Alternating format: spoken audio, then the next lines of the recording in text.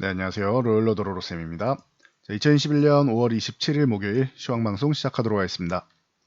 자, 먼저 간단히 공지 하나 해드리면은, 자, 오늘 칼럼이 기고되었습니다. 앞으로 매주 목요일 보시면은 오전 10시경에 여성경제신문에 올라갑니다. 오늘은 이제 삼성바이오로직스에 대해서 이거 모더나랑 계약했다고 하는데 왜 내려가는지 이 부분에 대해서 칼럼이 쭉 올라와 있으니까 여러분들 확인해 보시면은 도움이 되실 거라 생각합니다.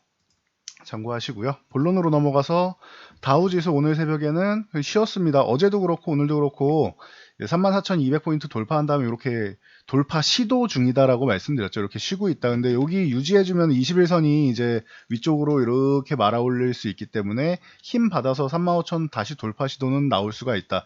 34,200 계속 뭐 공방 펼치거나 유지해주는 것은 중요하다라고 말씀드렸어요. 그리고 인플레이션 우려감이 이제 미국 시장 같은 경우는 해소되고 떨쳐내고 있다라고 말씀을 드린 게 기술주 중심인 나스닥이 이렇게 올라오고 있다라고 했습니다. 다우지수야 인플레이션 금리 인상 관련해서 수혜주들도 대거 포진해 있기 때문에 무작정 약세만 나오기는 어렵다. 그러나 나스닥은 성장주 중심이 많기 때문에 기술주 중심이기 때문에 이렇게 낙폭이 좀 있다라고 말씀드렸죠. 그리고 이날 이렇게 개파락 나오고 양봉 세워줬을 때 이게 이중바닥성 움직임을 만들 가능성 충분합니다라고 말씀드렸는데 결국 13,600포인트를 회복하는 모습이다. 뭐 아직까지 뭐 21선이 이렇게 우하향하고 있는데 완만해지고 있죠. 꼬리를 위쪽으로 말아 올리기 시작하면 돌파할 가능성이 더 높아진다. 그 힘 받아서 이제 14,000포인트 돌파 시도를 노려볼 수 있겠죠. 아직까지 조금은 더 봐야겠지만 확률은 굉장히 높아지고 있다. 라고 말씀드렸습니다. 그리고 특이사항으로는 이제 미국 무역대표부 대표, 뭐 타이 대표가 이제 중국 당국자랑 협의를 시작한다라고 합니다. 그래서 기존에 무역 관계가 트럼프 시절에 굉장히 안 좋았었죠. 그리고 나서 이제 결국 뭐 1차 합의라고 하면서 무역 합의를 단행했는데 무역 관계를 다음 단계로 진행하는 동시에 이 일을 전제 조건으로 관세율을 과거 수준으로 회귀하는 것이 중요하다라고 이제 뭐 중국에서는 뭐 얘기하고 있습니다. 그래서 뭐 참고하시면 될 것 같아요. 중국하고 미국하고 다시 뭐 협상 줄다리기를 하면은 그 부분에 있어서 약간의 뭐 진통 과정이 있거나 아니면은 좋은 얘기 나오면 또 이제 좋은 소식을 들려줄 수 있거나 이게 일희일비할 수 있다라는 거 그 부분은 참고 정도 하시면 될 것 같습니다. 자, 중요한 건 우리나라 시장인데 미국이 이제 지표 때문에 인플레이션 우려감이 우리나라까지 이렇게 넘어왔다. 그런데 코스피는 이렇게 뭐 크게 문제 없다라고 말씀드렸어요. 그래서 수급 동향을 보면은 뭐 레메스시의 리밸런싱에도 불구하고 수급은 양호했죠. 어제 오늘 중립 이하 수급인 건 맞지만 코스피 쪽은 중립 이하죠. 선물 뭐 284계약 매수한 게 이게 매수 규모면으로는 뭐 1분도 안 돼서 바뀔 수 있는 규모이기 때문에 대신 이제 콜옵션, 풋옵션 이 하락 포지션 나온 것도 대신 규모가 아주 뭐 큰 정도는 아니다 정도. 그리고 주식 매도도 아주 부담스러운 정도는 아니죠. 그래서 이 정도는 이제 중립 이하 정도 수급이지만 뭐 나쁘지는 않다. 대신 코스닥의 외국인들이 최근에 조금 관심을 보이는 것 같습니다. 연속적인 수급이 좀 들어오고 있고 투신권이 들쑥날쑥했지만 매수 쪽으로 좀 가닥을 잡아가는 게 아닌가. 그리고 연기금도 최근에는 이제 크게 매도는 안 하고 있죠. 매도 이제 반복은 하고 있지만 뭐 물량 자체가 크지 않아서 연기금도 이제 매도는 줄어들고 있다 정도로 보시면 될 것 같아요. 그래서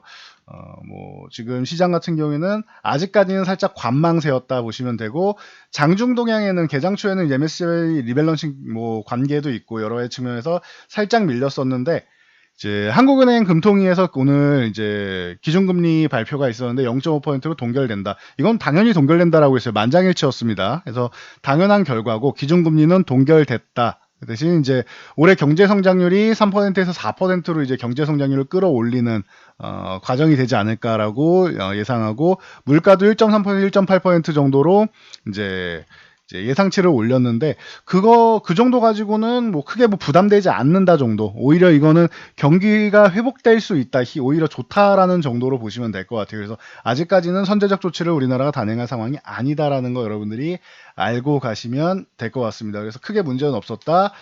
코스피는 중립 이하 수급이었지만 뭐 금액이 크지 않다라는 거 그리고 코스닥은 최근에 외국인 수급이 뭐 양호하다라는 거 보시면 될 것 같아요. 그래서 코스피는 괜찮은데 3,150포인트, 3,200포인트 사이에서 이제 지금 이제 한 달 반째 횡보를 하고 있는데 코스닥이 좀 많이 밀렸었다. 밀릴 게 아닌 구간에서도 밀렸었다라고 말씀드렸죠. 그래서 10회복의 신호탄으로는 980 회복하는 게 중요하다. 코스피보다는 코스닥이 조금 더 시장이 좋아져야 됩니다라고 말씀드렸는데 코스피는 횡보하면서 쉬는 사이에 코스닥은 0.8% 정확하게 0.83%죠. 상승하면서 980포인트 쪽으로 이제 쓱 붙어갔습니다. 이제 1%도 안 남았어요. 이제 1%만 올라가면 980을 이렇게 넘어가는 모습이 나오는데 일단 한 번에 넘어가 주면은 제일 좋은 거고 그게 아니더라도 한 번 두 번 이렇게 건드려 줘야지 넘어가겠죠. 그래서 일단 21선이 이제 우하향을 하고 있는데 이제 슬슬 이제 완만해지기 시작할 겁니다. 그러면은 빠르게 위쪽에 올라가 있으면은 빠르게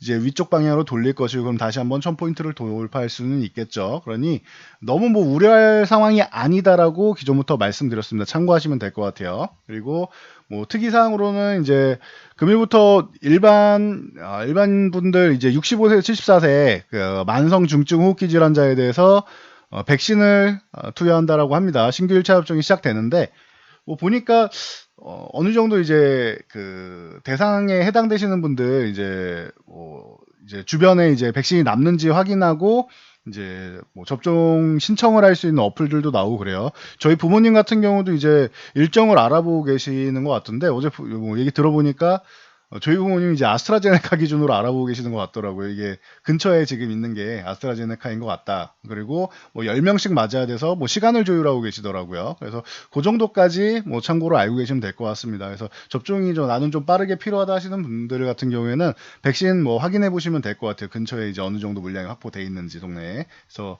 확인해서 이제 원하시는 분들은 빠르게 뭐 투여 받으시면 되겠죠. 그래서 코로나 지금 굉장히 갑갑한 시기인데 이 부분이 빨리 해결되기를 바랍니다. 이 백신 접종하면은 이제 앞으로 집합 제한에서도 해제되고 마스크에서도 뭐 해제한다라는 얘기가 있죠. 근데 초기에는 한두 명만 마스크 벗고 다니면 오히려 이상하잖아요. 그래서 초기에는 아마 마스크 벗고 다니면은 눈총을 받거나 해서 조금 어색할 수도 있을 것 같아요. 근데 그 백신 접종 대상자들이 좀 늘어나게 되면은 이제 전체적으로 이제 점점 이제 좀 이제 자유로워지겠죠. 그런 날이 빨리 오기를 기원합니다. 자, 삼성전자 같은 경우는 여전히 뭐 8만 원 아래에서 그냥 횡보하고 있는 정도 수준이다. 근데 뭐 추가적으로 뭐 크게 급락하지도 않고 있고 뭐 빠르게 올라오지도 않고 있는데 힘 모아가지고 넘어가주면 됩니다. 그래서 아직까지는 밑에 있지만 요 박스권 안으로 회귀하는 게 중요하다. 위쪽으로 날아가면 좋겠지만 이렇게 주가가 훅 하고 날아가는 것보다 우선적으로는 단계별로 진행돼야 된다. 그래서 이 안쪽으로 8만 원 위쪽으로 해서 이 안쪽으로 해서 이렇게 박스권 회귀하는 게 우선이다라고 말씀드렸습니다. 그래서 참고하시고요.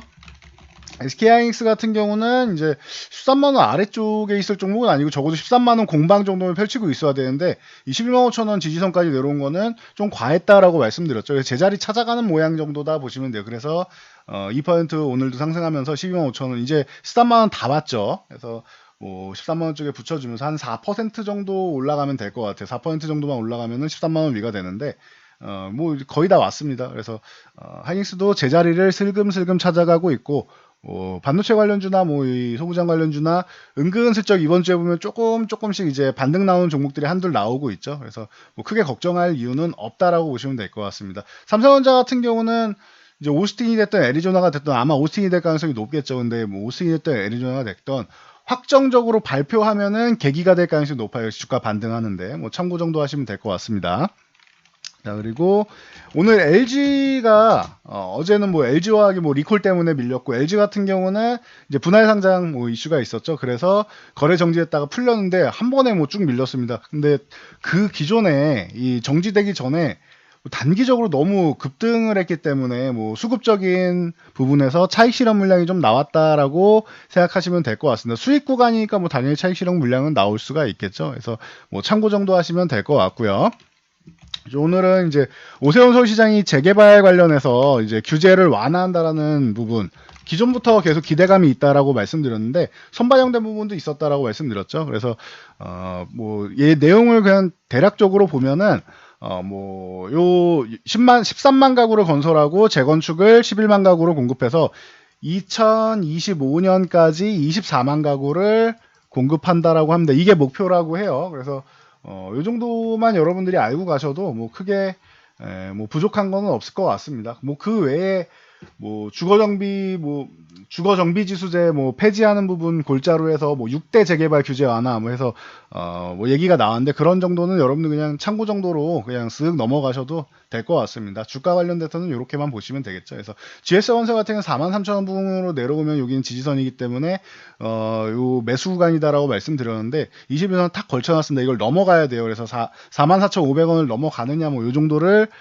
기준으로 삼으시면 되고, GS건설 다음 대우건설이 그동안 좋았었는데, 대우건설은 7,500원 요 돌파해서 뭐 계속 유지를 잘 해주고 있었죠. 그래서 7,500원만 유지해주면은 괜찮다. 뭐 추세가 뭐 양호합니다. 그래서 뭐 굉장히 탄력이 어마어마하다기보다는 굉장히 꾸준한 종목이다라고 보시면 될 것 같고, 현대건설이 그동안 조금 부진했다가 최근에 좋았었는데, 대우건설처럼 이렇게 뭐 본인들이 지켜줘야 되는 구간 지켜주면서 수렴 과정 거친 다음에 오늘 돌파 시도가 나왔습니다. 그래서 현대건설이 먼저 멋지게 오랜만에 혼자 먼저 치고 나갔다라고 보시면 될 것 같아요. 그래서 참고 정도 하시고, 그 외에 건설주 말씀드리면 항상 뒤따라오는 거 있죠. 기억나시죠? 시멘트 레미콘부터 시작해서 페인트나 건자재, 뭐 기계, 폐기물 이쪽 다 같이 그냥 보시면 됩니다. 그래서 이렇게 정리해드리고 넘어가도록 하겠습니다.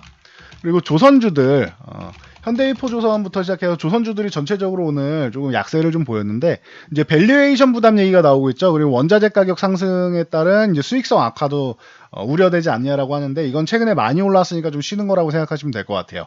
네.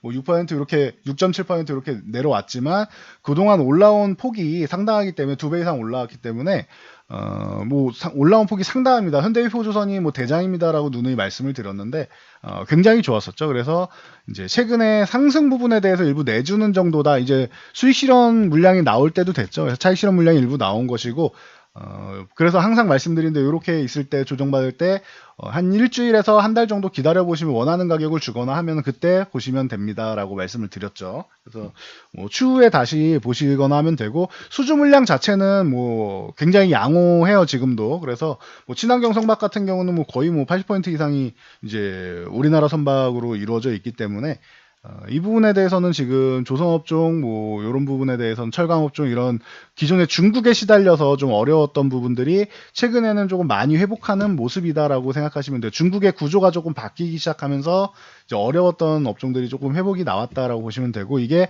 언제까지 뭐 지속되느냐는 좀 지켜봐야겠죠. 근데 일단은 현재까지는 크게 우려감을 가질 정도는 아니다. 대신 많이 올라왔으니까 쉬는 거는 당연한 거다 정도로 보시면 돼요. 그래서 현대해포조선, 뭐 한국조선해양, 그리고 뭐 대우조선해양 뭐 이런 종목들이 있죠. 그래서 다른 종목들은 미리 이렇게 조금 쉬어가는 구간을 만들기도 했어요. 한국조선해양이나 뭐 대우조선해양 같은 경우는 이제 최근에 이렇게 슈팅 구간 나온 다음에 미리 쉬었죠. 근데 현대해포조선만 잘 버티고 있다가 최근에 잘 버텼었기 때문에 오늘 그냥 한 번에 좀 밀렸다, 좀 크게 밀렸다라고 생각하시면 돼요. 대신 이런 종목들 같은 경우는 이제 슬금슬금 이제 타이밍을 다시 봐야겠죠. 그 외에 작은 종목들은 성광밴드, 삼강NT, 하이로코리아 쪽을 같이 보시면 된다라고 했어요. 그래서 눈치 보기 하고 있다가 이제 다시 하락이 좀 제한되는구나, 현대해포조선 보면서 제한되는구나 싶으면은 그때부터 해서 분할로 천천히 다시 뭐 보시던지, 아니면은 흐름이 별로 좋지 않다, 대장이 흐름이 좋지 않다라고 하면은 조금 더 이제 대기하시면 되겠죠. 상황 봐가면서 하시면 될 것 같아요. 자,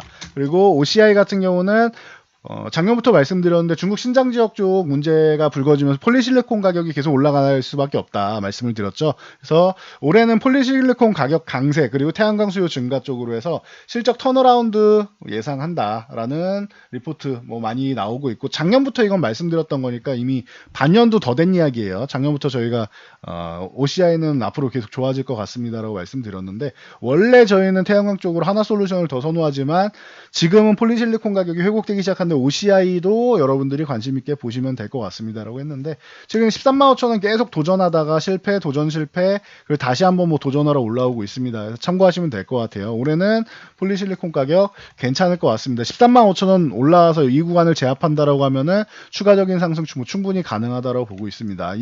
폴리실리콘 상승 가격이 뭐 하반기까지도 강세가 된다라고 하면 뭐 20만 원 못 넘어갈 이유도 없겠죠. 근데 과거에 뭐 동양제철화학 시절에 그런 뭐 영광을 누리는 건 좀 어려울 거고, 대신 지금보다는 조금 최악의 구간은 좀 넘어가는 방향 정도로 생각하시면 될 것 같습니다.